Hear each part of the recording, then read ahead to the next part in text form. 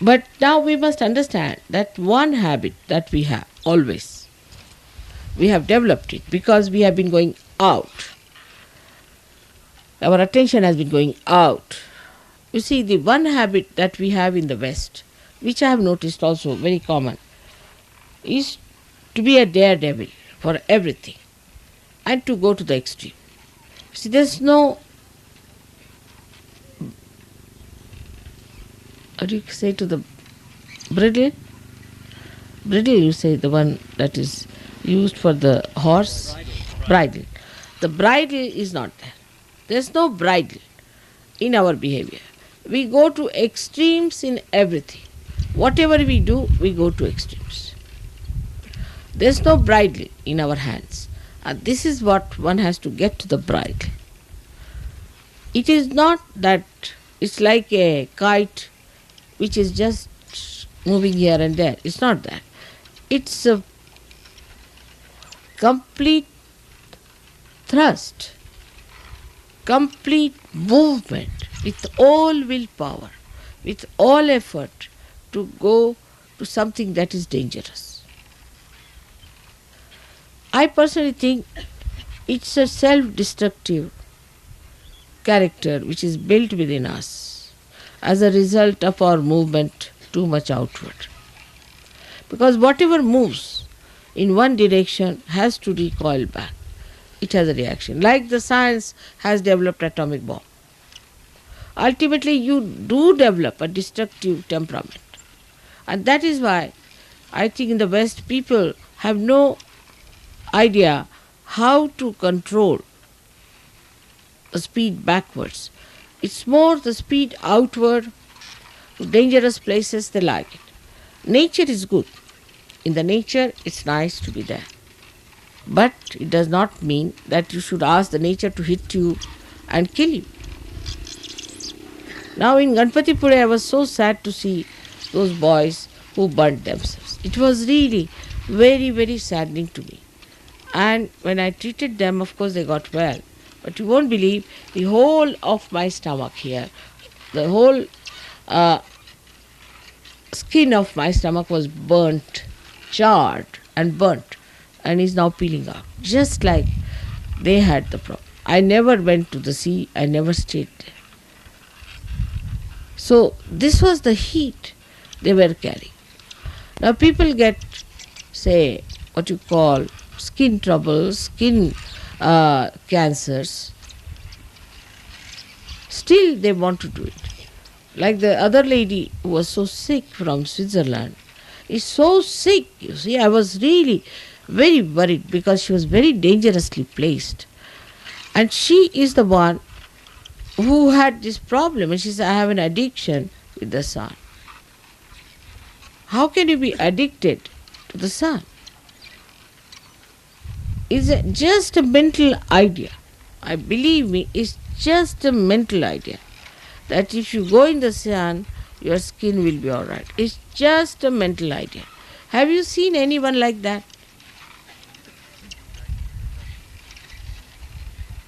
I mean, what is the proof that if you go in the sun, your skin will improve? What is the proof? We Indians never go in the sun. Never. We never go in a windy place. Never in a windy place. We never go, say for example, this skiing.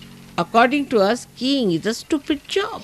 We would never do it. Any Indian who does that is a stupid fellow, according to us. Women will never do horse riding because it affects the uterus. The women don't swim after some time because it affects the uterus. And if it affects the uterus, it affects the whole system because uterus represents your kundalini. All wrong ideas we have got. That's why I see that in the West everybody is sick. They have this trouble or that trouble or this or that. Certain principles are to be born in our mind because we are saints and we are precious things. We are not like other Westerners, that we can waste our life like this for some sort of a stupid venture that we think of. Can you imagine? All Indians have much better skin than you have. Alright? Don't they? Do they ever go in the sun? Never.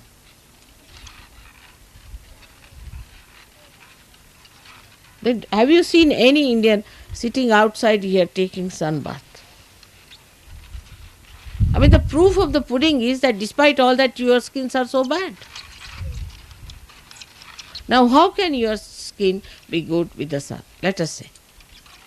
Let us take absolutely a chemical reaction. Now, what happens that when the thing falls upon our skin or upon the head, this head has got a brain, and the brain is made of fat. Alright? Now, if you put the fat in the sun, what will happen? It will melt. And that's how people have melted brains. The brains are not normal. They behave in a way you just don't understand why they behave like this. So, first of all, if your brain goes out, how can your skin be all right? Because the brain controls the skin. It controls everything. If your brain goes off, I have not met one person who looks beautiful because he has been in the sun. On the contrary, you stay at home. Preserve your skin by staying at home. The second point is that a Sahajogi should not behave like other Westerners do, that at every holiday they are out. They never sit in the house. Grahastha, the one who stays in the house. We are all Grahasthas, householders. We are married people. As soon as you get a holiday, you're out.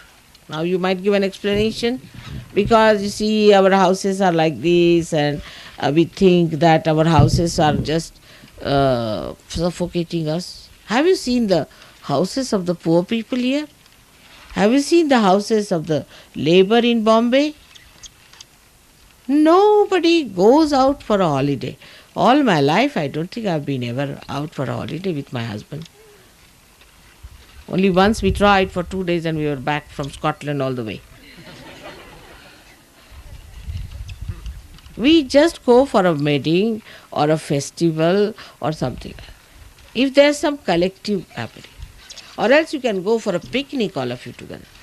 But you must sit down in the house and talk to each other nicely. There should be some rapport. There's no rapport between the children and the parents. There's no rapport between the husband and the wife. No rapport between the in-laws, other people. No rapport at all. So you become people who are absolutely secluded, shooting off this way, that way, that way. Sit down and talk. Now see our children. Now we talk that our children should be disciplined. The best way to discipline your child is to make the child sit down for a while and talk to the child properly. Tell the child what he's supposed to do. You will find an Indian child goes to somebody's house and just keeps quiet. But let an English child come. He will break this, he'll break that. Give me chocolates, give me this, I want this. You take an Indian child, maybe a poor child, to a market. He'll never ask for anything, demand for anything. Never. Even if you give, he'll say, no, I won't have. He has that self-respect. But if you take a child, any other child, he'll say, please buy me this, please buy me that, please buy me that. Without any self-respect, without any discipline. Now, where does the discipline come in? Now, what we do, supposing a child is there, we are going out. We tell the child, now we are going out. And you have to be a self-respecting child. Because supposing now you are talking, you can say, you are a realized soul. You are a Sahajogi. And you can't behave like a stupid fellow asking for this and that. And sit down quietly. You make them sit down. To begin with, you have to do a lot of massaging on their body. Lots of massaging. Every day massage the body. So the nerves are All right. Then when you take them out or do anything beforehand, tell them properly, build up their personality of self-respect, of discipline.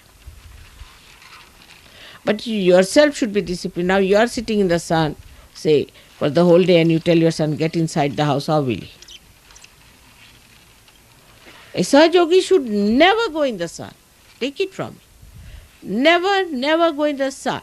Because this brain requires complete quietude and no sun activity is needed. It should not even, when you sleep, there should not be even a ray of sun. Even when I sleep, I want complete darkness. Even a slightest ray of light is coming, which people know very well. I cannot sleep because I must act. So the reaction to this light is so much in me. Maybe that I am very sensitive to all the elements. But what about you? You must avoid the sun's light as much as you can when you sleep, and also should not sit in the sun for such a long time. Of course, sitting in the sun helps you because it gives you vitamin D, by which vitamin D, if you take it, you build up your bones better. But now I think your bones are quite built. There's no need to build your bones anymore. But now by God's grace, you are getting soluble calciums which you can eat, and you can also have vitamin D and A if you want to. What is the need of scorching this head? Now, if you sit in the sun, then either you will have a bald head or you will have a jungle in the head. One of the two things, depending on the personality as you are. Because your brain cannot bear it, your skin cannot bear it. After all, we are not jungle people, are we? But you ask any jungle person also, he never sits in the sun. It's only somebody has cooked it in your head that you must sit in the sun. If you go and see Eskimos who live in the ice houses, they never bathe in the sun.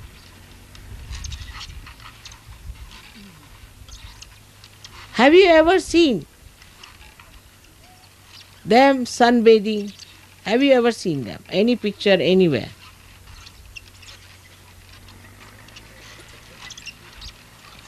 Then why this special type of stupidity is there among other people? Because you have lost that sense to know that you are maneuvered.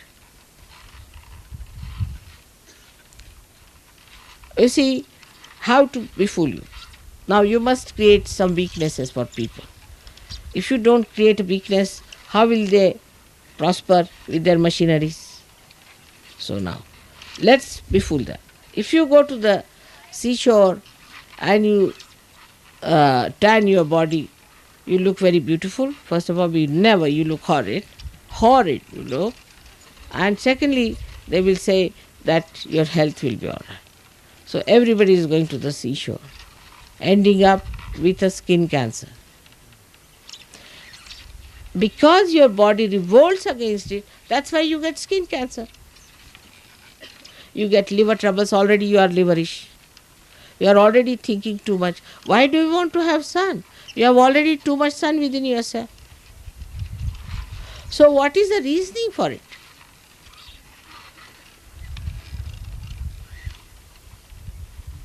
I just don't understand. You must know that today we have the work of the Sahasrara. And the Sahasrara is the brain. We have to work on the brain. And if you people do not know how to use your brain properly, I don't know what am I going to do. Moreover, today, talking to some Indians, I discovered something horrifying things which I must tell you, which is horrifying as well as I laughed at it.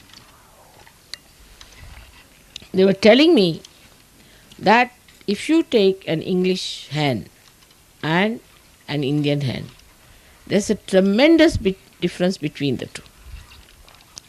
The hen that is Indian if she sees another hen being attacked, she'll make such a noise that all the hen will join together and will start making noises, so that if there's an attack, the master will come and try to remove the attack. But if it's an English hen, she will just watch another being eaten up, you see.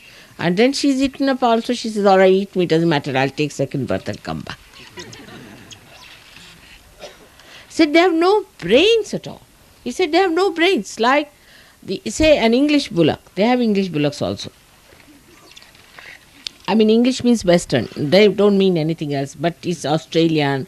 Maybe anything is English to us because we had known only English, so we say English. But that's what they say, English. But it doesn't mean anything. It means any Westerner or any Australian or white-skinned person. Bullock, he said. He said, our bullocks, if you tell them, go straight, they know. If you tell them go left, they know. If you tell them walk this way, they know. They know everything. But if you have any these bullocks, they don't know anything. You tell them go further, you teach them anything, nothing. They will never learn anything. You tell them, they'll go the way they want to go. It's very surprising. I said, really? Yes, they said. It is so. They are for no good. They can just do what they want to do. They cannot understand what you are talking. They have no understanding about it. Imagine about the bulls. And then think of it in India. You see, we have everything walking on the street. We have got the bullocks and we have got the cows. We've got sometimes the hen. Everything goes on the road. They know which side the thing is coming, which side they have to move. There's a car coming. He said, put one English cow, they'll be all finished on the road. I got such a fright, when I heard it. I said, they do not do sunbathing. How do they get it? Then I was thinking that the kind of a food you give them, there must be some horrible hormones. They must be spoiling their brains. But we are very destructive. I must tell you. Drugs. Now we started taking to drugs in the name of God. I mean, Indians, you make them take drugs, they'll say, tell another. I know what it is. And then our brains go off with the drugs.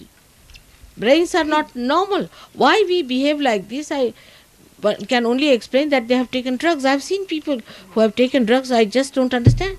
Why? There's no logic into their behavior. Just no logic. They just like the brains of a bullock. They behave the same way. You just can't explain why they behave. They have taken drugs. Now what is drug taking? Is again self-destructive. Because you want to destroy yourself, that's why you have taken drugs. Otherwise, how many Indians you have known who take drugs? I have never even seen them.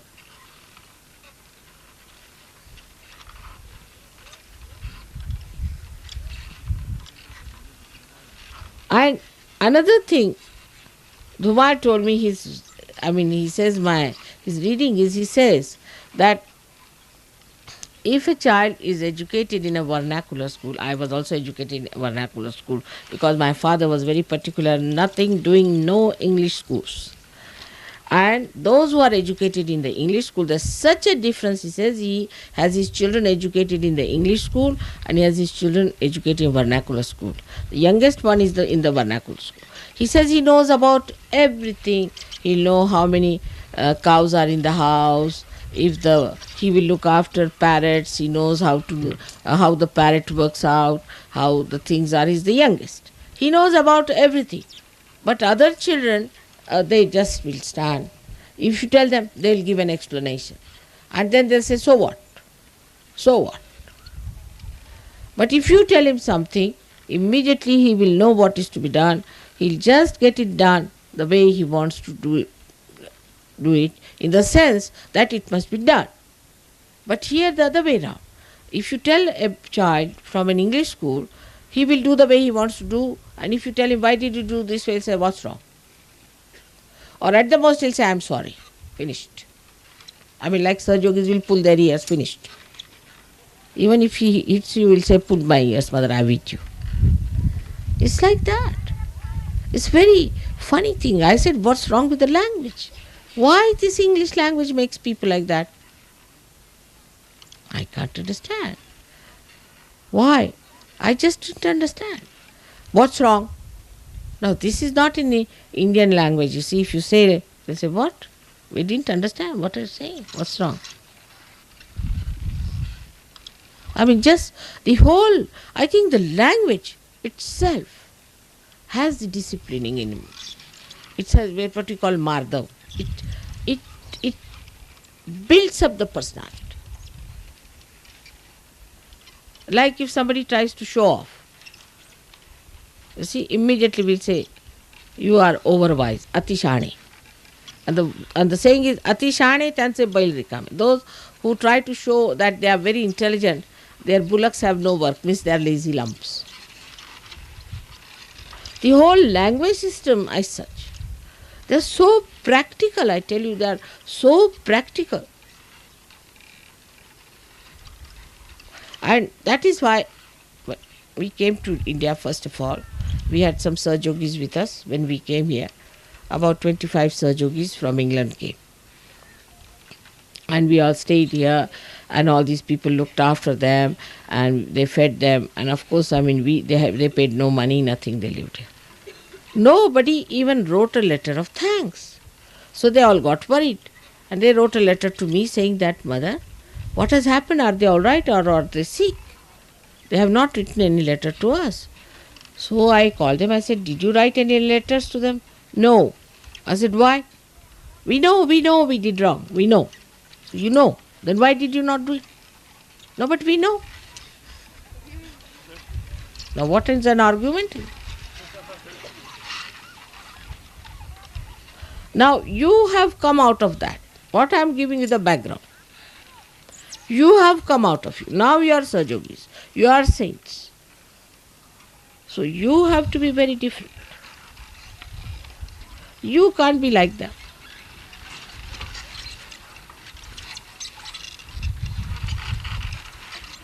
You have to understand. Like some people have a habit of saying, Mother, I am so badly off. You ask them, how are you? They say, like this. It's very common. So I look at their hands. What's it? I don't understand. What does that mean? Here people will feel ashamed to say. Even if you are sick, even if you are dying, if somebody will ask, how are you? They will say, I'm all right. I'm all right. Nobody will do like this. Means what? You ask them, what's your name? Did you ask my name? Of course I did, but why do you ask me again? Any question you ask, they will repeat it always. I used to wonder, why do they repeat? They didn't get it in their heads or what? Now the thing is, that is what is the background of this brain, and don't spoil it more by this sun. You have to do work of this Sahasrara. Sahasrara, which is the lotus. Lotus of the divine, which has got beautiful petals now enlightened by your Kundalini. They are the living petals. Do not try to pray with it.